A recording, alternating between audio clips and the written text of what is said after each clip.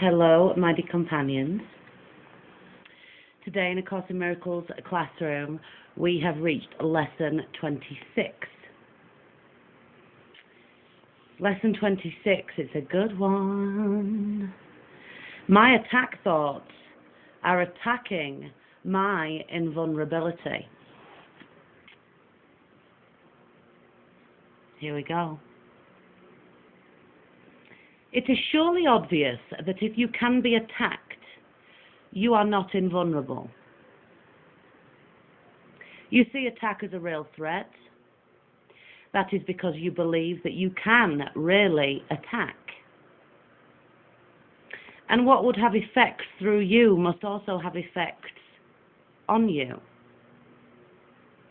It is this law that will ultimately save you, but you are misusing it now.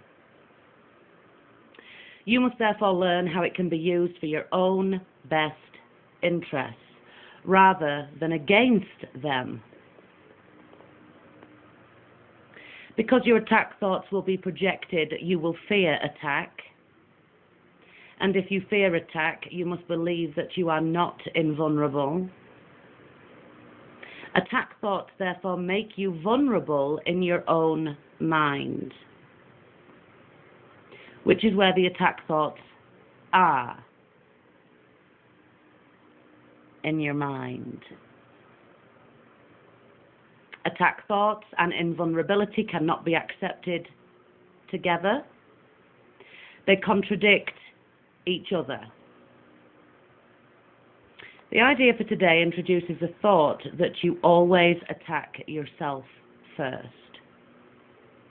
The idea for today introduces the thought that you always attack yourself first. If attack thoughts must entail the belief that you are vulnerable, their effect is to weaken you in your own eyes. Thus they have attacked your perception of yourself, and because you believe in them, you can no longer believe in yourself. A false image of yourself has come to take the place of what you really are. Practice with today's idea will help you to understand that vulnerability or invulnerability is the result of your own thoughts. Nothing except your thoughts can attack you. Nothing except your thoughts can make you think you are vulnerable. And nothing except your thoughts can prove to you this is not so.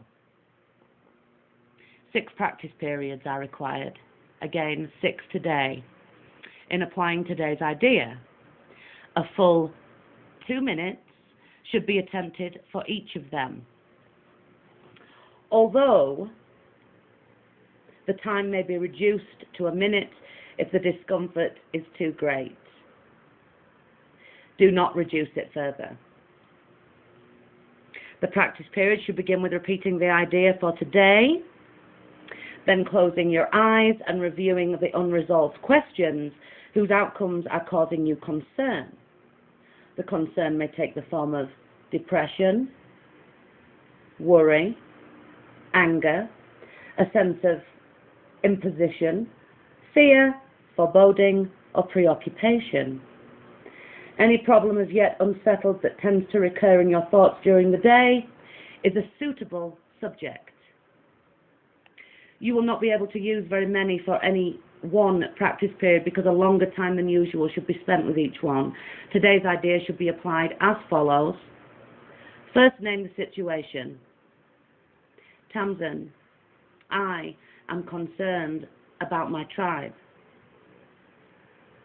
Then go over every possible outcome that has occurred to you in that connection and which has caused you concern, referring to each one quite specifically, saying, I am afraid that the tribe won't vibe. I'm afraid that will happen. I am afraid that we'll argue. I am afraid that the ego will take over. If you are doing the exercises properly, you should have some 5 or 6 distressing possibilities available for each situation you use, and quite possibly more. It is much more helpful to cover a few situations thoroughly than to touch on a larger number. As the list of anticipated outcomes for each situation continues, you will probably find some of them, especially those that occur to you toward the end, less acceptable to you. Try, however, to treat them all alike to whatever extent you can. After you have named each outcome of which you are afraid, tell yourself, the thought is an attack upon myself. That thought that Tamsin just had is only an attack upon myself, yourself. Conclude each practice period by repeating today's idea to yourself once more. Lesson 27. Bit distracted. Enjoy the lesson. Remember that when you are feeling that you're being attacked or that you're attacking others, it's all coming from your own thoughts, your own mind. See you on the next one, guys.